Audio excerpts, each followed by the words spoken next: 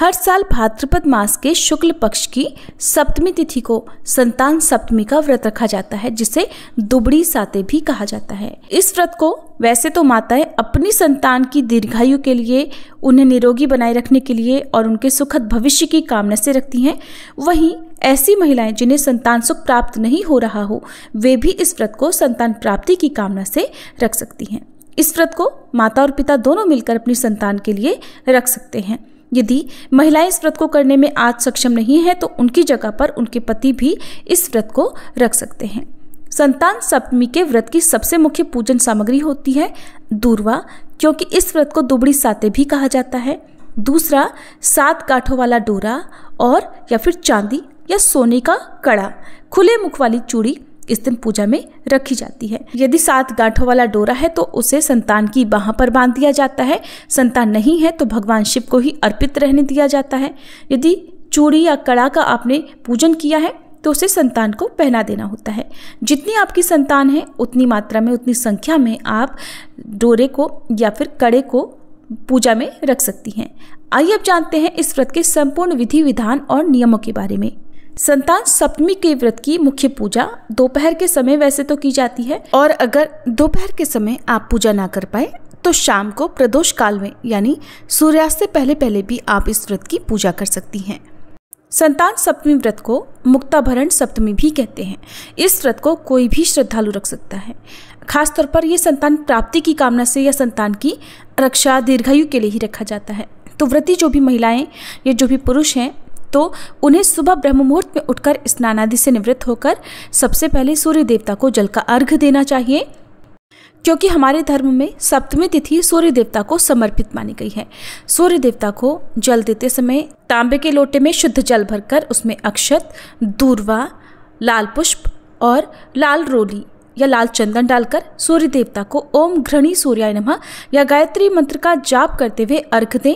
अपनी जगह पर खड़े होकर 7 बार परिक्रमा करें। आज की पूजा में 7 की संख्या का विशेष महत्व होता है, तो जो भी पूजन सामग्री है या दान की सामग्री है उसमें भी आप इस बात का ध्यान रखें तो बहुत अच्छा होगा। अब सुबह केवल हाथ में जल और पुष्प लेकर व्रत रखने का संकल्प आप भगवान शिव सहित पूरे शिव परिवार के समक्ष रखें। संकल्प लें कि आज आप संतान सप्तमी का व्रत रखने जा रही हैं। किस कामना से आप इस व्रत को रख रहे हैं उस कामना को भी आप कहिए। फिर संकल्पित जल और पुष्प अक्षत को भूमि पर छोड़ दीजिए। साधारण विधि से सुबह की पूजा कर सकते हैं। समय हो तो सुबह भी आप कथा का श्रवण या पाठ करें।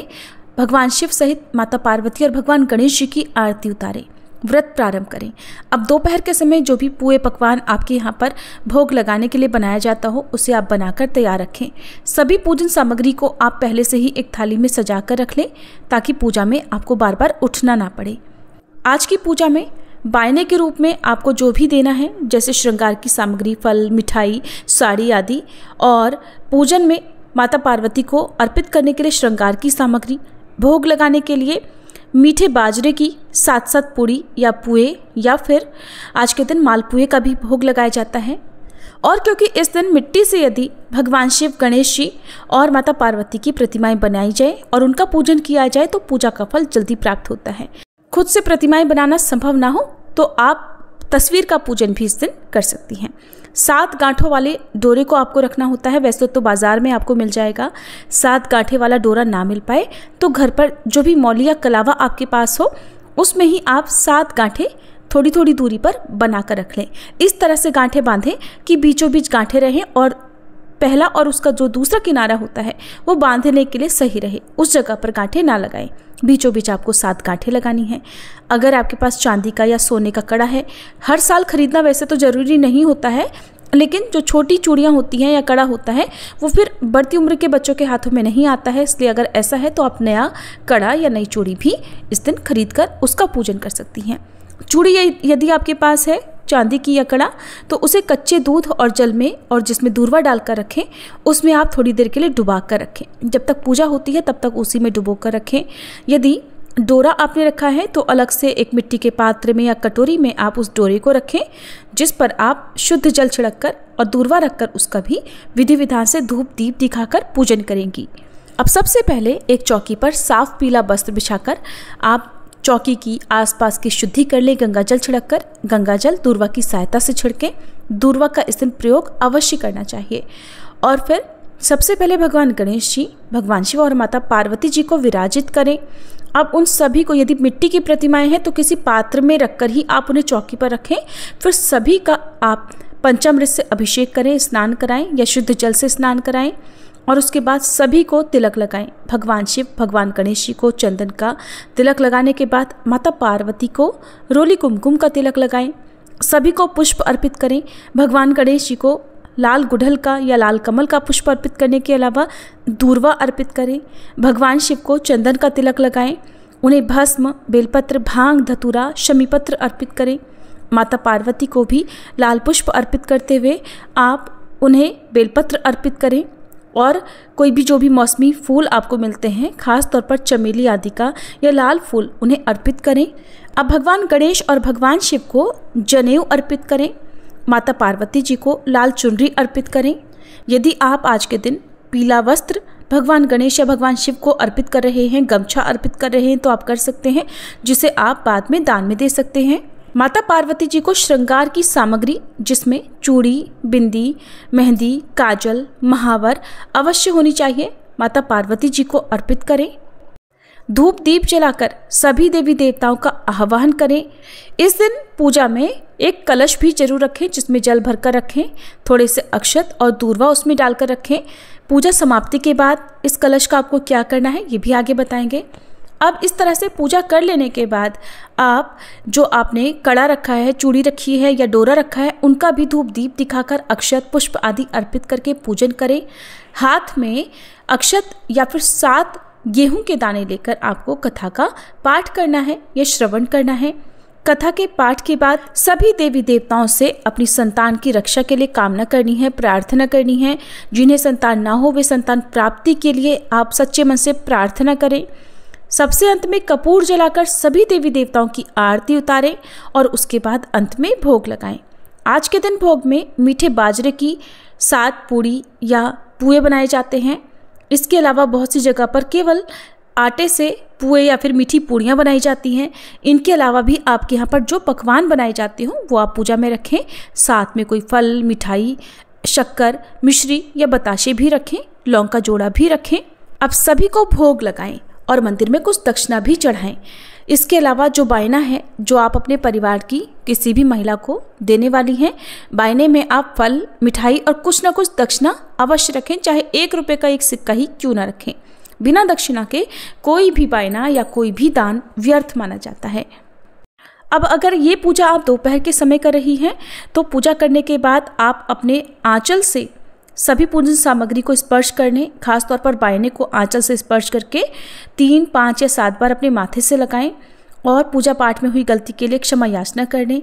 अब जो कलश में आपने अक्षत और दूर्वा डालकर रखी है उसे आप अगर दोपहर के समय पूजन कर रही हैं तो सूर्य देवता को अर्पित कर दीजिए। शाम के समय यदि आप पूजन कर रही हैं तो जब चंद्रमा उदय हो जाए, आपको चंद्रोदय के समय का पता होना चाहिए, उस समय आप चंद्र देवता को पूर्व दिशा की ओर मुंह करके इस जल को अर्पित कर सकती हैं। ध्यान रखिएगा, अगर ये पूजन आप शाम के समय कर रही हैं तभी आपको शाम को चंद्र देवता को ये जल अर्पित करना है। और ध्यान रखिएगा कि तुलसी माता को ये जल आपको अर्पित नहीं करना है। और अगर आसमान में बादल हों, सूर्य देवता ना दिखाई दे रहे हों, चंद्र देवता के दर्शन भी ना हो पाए, तो आप केवल उनका ध्यान करते हुए पूर्व दिशा की ओर मुंह करके भी जल का अर्घ उन्हें दे सकती हैं, जल अर्पित कर सकती हैं। पूजन करने के बाद अपने माथे पर तिलक लगाएं। यदि आपकी संतान आपके साथ में है, पास में है, उन्हें तिलक करें, पति को तिलक करें, घर के परिवार के सभी लोगों को तिलक लगाएं। अपने बड़े बुजुर्गों के पैर छूकर उनका आशीर्वाद प्राप्त करें। दिन के समय पूजन हो रहा हो तो दिन भर उपवास रखें और शाम के समय यदि पूजन हो रहा हो तो विधि विधान से पूजा करके जो भोग आपने लगाया है, और अगर आपने दिन में भी ये भोग लगाया है तो उसी को प्रसाद रूप में शाम को आप ग्रहण करके ही अपना उपवास खोलेंगी। उपवास खोलने से पहले यानी व्रत का पारण करने से पहले जो भी बायना है, जैसे फल, मिठाई, वस्त्र जो आपने अपने परिवार की महिला के लिए निकाल कर रखा है, पहले आप उन्हें दे दीजिए। यदि ऐसा करना आपके लिए आज संभव ना हो तो निकाल कर बायना रख दीजिए। और अगर परिवार में आप नहीं दे पा रही हो तो आसपास के मंदिर में जो भी ब्राह्मणी हो उन्हें आप ये सामग्री दे सकती हैं। श्रृंगार की सामग्री देते समय ध्यान रखिएगा जो ब्राह्मणी हो वो सुहागिन होनी चाहिए। इस प्रकार से संतान सप्तमी की पूजा संपन्न होती है। प्रसाद को अपने पति, अपने परिवारजनों में बांटकर और बच्चों में बांटकर ही ग्रहण करना चाहिए। इस दिन भोजन का एक हिस्सा फल या मिठाई गौ माता को भी खिलाएं और गौ माता से भी प्रार्थना करें कि वे आपकी संतान की सदैव रक्षा करें, क्योंकि गौ माता में सभी 33 कोटि देवी देवताओं का वास माना जाता है। वैसे तो स्त्रियां सालों साल तक इस व्रत को रखती हैं, लेकिन जो भी लोग इस बार संतान सप्तमी का उद्यापन करना चाहते हैं तो उन्हें भी इस बारे में पता होना चाहिए कि क्या क्या नियम हैं।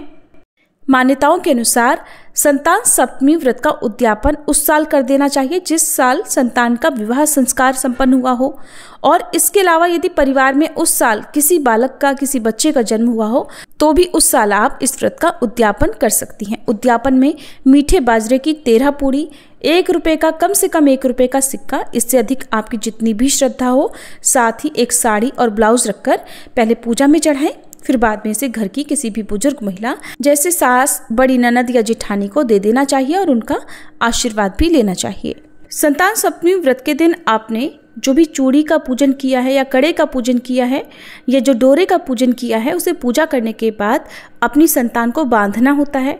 अब बहुत से लोग तो पूरे 1 साल तक इसे हाथ में बांधे रहते हैं, और अगर पूरे साल तक बांधना संभव ना हो तो आप इसे आने वाली अनंत चतुर्दशी के दिन विधि विधान से पूजा करके अपने माथे से लगाकर फिर उसे किसी सुरक्षित शुद्ध स्थान पर रख सकते हैं। और यदि डोरा है तो उसे अगले संतान सप्तमी व्रत तक आपको संभाल कर रखना होता है, और अगली संतान सप्तमी पर आपको उसका भूमि विसर्जन या जल विसर्जन कर देना होता है। और अगर अनंत चतुर्दशी के दिन भी आप डोरा या चूड़ी नहीं निकाल पाए हैं तो फिर आपको श्री राधा अष्टमी के दिन जो वरलक्ष्मी व्रत पड़ता है उस दिन आपको इस डोरे को खोलकर रख देना चाहिए। फिर भी अगर उस दिन भूल जाएं तो आने वाले शुक्ल पक्ष की किसी भी शुद्ध और शुभ तिथि में आप इस डोरे को या चूड़ी को खोलकर रख सकते हैं। लेकिन ध्यान रखना है, अगली संतान सप्तमी तक यदि डोरा है तो उसका विसर्जन आपको नहीं करना है, उसके बाद ही आप इस डोरे का विसर्जन कर सकती हैं। बहुत से लोग तो सभी डोरों को संभाल कर रखती हैं और जब उद्यापन करना होता है तब उस वर्ष उद्यापन वाले दिन ही इनका विसर्जन किया जाता है। खास तौर पर डोरे का, चांदी की चूड़ी या कड़े का विसर्जन नहीं करना चाहिए। इस साल अनंत चतुर्दशी का व्रत कब है, श्री राधा अष्टमी कब है, इसकी वीडियो हमारे चैनल पर अपलोडेड है, आप उन वीडियोस को देख सकते हैं अगर आप शुभ मुहूर्त के बारे में जानना चाहते हो। वीडियो कैसी लगी कमेंट बॉक्स में जरूर बताइएगा।